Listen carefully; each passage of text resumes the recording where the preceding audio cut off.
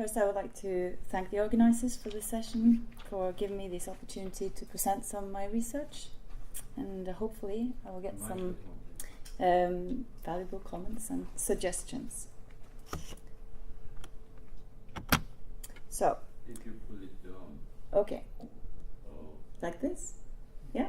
Just have to keep close. Yeah. Your voice is low. Okay. Yeah, this paper is part of my PhD project, Interaction in Prehistory, exploring the social dimensions of axe production and raw material procurement in the Early and Middle Mesolithic of Europe. The aim of my project is to gain further insight into the dynamics and consequences of an Eastern cultural impulse that took place at the transition from the pre-boreal to boreal period between 8,500 and 8,000 calibrated BC in Northern Europe. In order to achieve this, I will analyze macrotool technology primarily from this time period, but also from assemblages dated to earlier and later part of the Early and Middle Mesolithic. The analysis will be used to explore topics of contact, mobility, change and continuity in cultural practices and social structure. The theoretical perspective is founded on the idea that technological traditions are expressed and performed through embodied practices, and although not static, displays transmitted internalized concepts and notions which are part of the individual's habitus. The degree of conservatism or change in a technological tradition is variable and related to several different aspects, such as social organization, transmission and practice, interaction and exposure to other ways of producing the same or similarly functioning artifacts, changing needs and innovation. So a little bit of background. The Scandinavian peninsula was among the last areas in Europe to be colonized by humans after the Ice Age.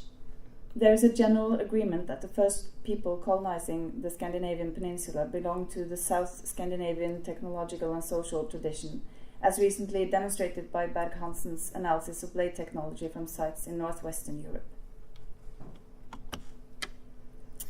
My investigation of flake axes and production debris from early Mesolithic sites in southeastern and northern Norway seem to confirm this view.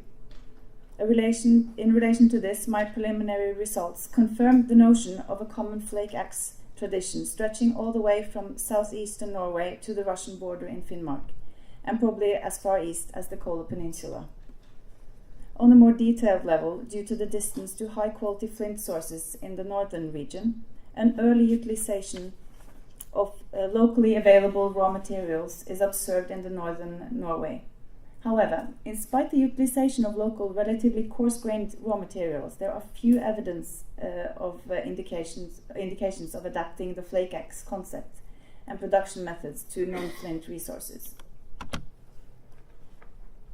I interpret the similarities in the north and southeast Norwegian flake axe traditions as a result of highly mobile groups who maintained close contact through extended social networks for several generations after the first colonization of this previously uninhabited area. During the pre-boreal to boreal transition, there were only patches of ice left in the interior of the Scandinavian peninsula. The ice barrier previously covering much of Finland and inland Sweden and Norway was now gone, and further easing an interior path from east to west.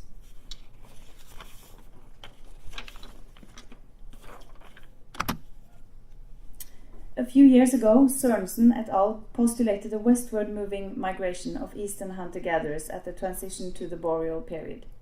This is supported by Damlien, who argues for a similar conclusion based on a technological analysis of blades and cores from 28 sites in southern Norway and Sweden. Her main results clearly indicate that northeast European hunter-gatherer groups ventured deep into western Scandinavia. And this is further backed up by ADNA studies that indicate a genetic mixing of eastern and western Mesolithic groups in Scandinavia. And although migration is at the core of most of the recent explanations of this change, we are still at the very beginning of understanding how this process took place. In a paper published in 1990, David Anthony developed a theoretical framework for how prehistoric migration processes can be detected and investigated. Based on modern demographic research and migration processes, he argues that migration is a highly structured process, and he identified a stringent setup of clearly defined routes of movement that migration entails. The process is signified by 3 steps, all of which potentially would leave a certain pattern. The 3 steps consist of leapfrogging as a result of long-distance move of scouting groups. This results in a pattern of islands of settlements in desirable locations separated by significant expanses of unsettled territory. And secondly, as a result of information from the scouting groups, a migration stream tends to follow the same routes of the first migrants and concentrate around areas of established kin groups in the new area. This pattern should therefore be an artifact distribution that follows this specific line of movement. And thirdly, as a result of major migration streams, Anthony also points out that return migration moving in an opposite direction might develop. So how does this model relate to Northern Mesolithic hunter-gatherers? It is easily imaginable that the general characteristics of hunter-gatherer societies in combination with large geographical areas and low population size affects the archaeological detectable pattern. Social networks, high mobility and exchange between groups can blur the picture of long-distance moves. The original pool of emigrants might also have been less restricted, as hunter-gatherers often form diffuse kin and alliance networks. This could potentially also affect the homogeneity of the artifactual pattern of both the first scouting groups as well as the subsequent migration stream.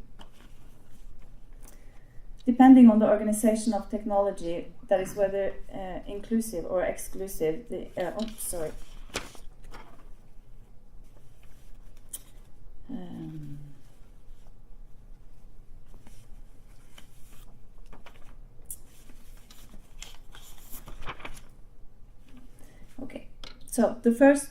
it is also possible that the relatively slow colonization of the interior parts of Finland and Sweden indicated by a long period of occasional scouting trips to more or less unknown territories.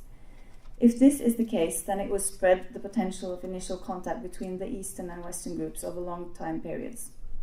With a low number of scouting trips and groups, as well as a low population sites of native western hunter-gatherers, the frequency of potential contact would be relatively low and could stretch over several generations.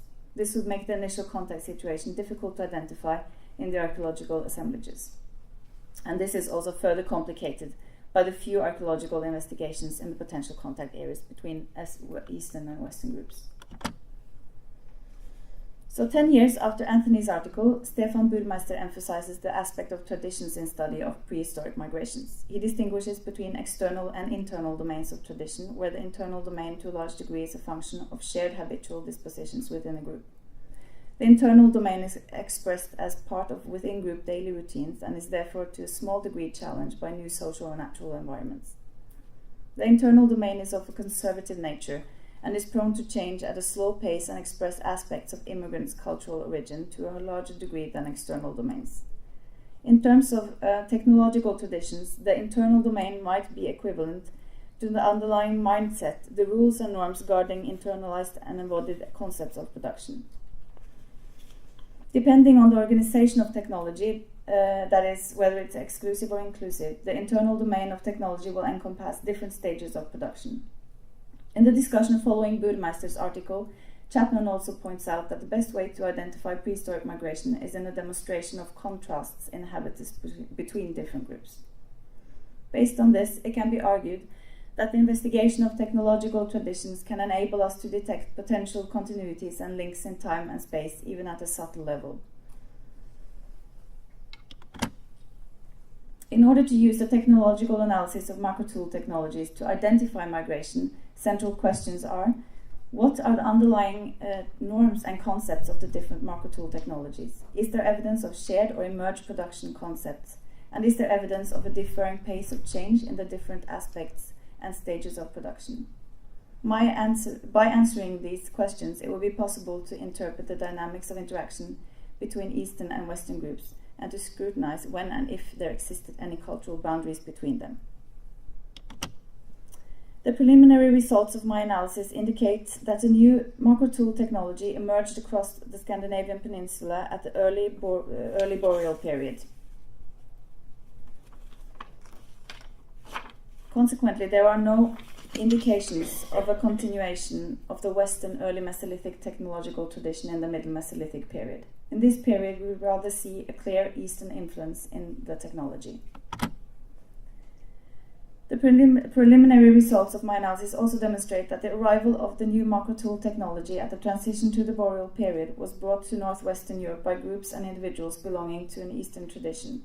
It further shows that macro tool concepts were introduced alongside the pressure blade technology concept, indicating a clear break in technology. It is reasonable to conclude that this is related to a westward migration of groups. An important aim of my project will be to nuance our ideas of how the movement of Eastern hunter-gatherers affected by both indigenous and migrating groups, making it possible to understand the underlying processes of interaction and change. The chronological overlap in the two different macro tool traditions in the north might be an important factor here, as this would indicate a period of boundary processes between the two groups. So that was it. Thank you for your attention.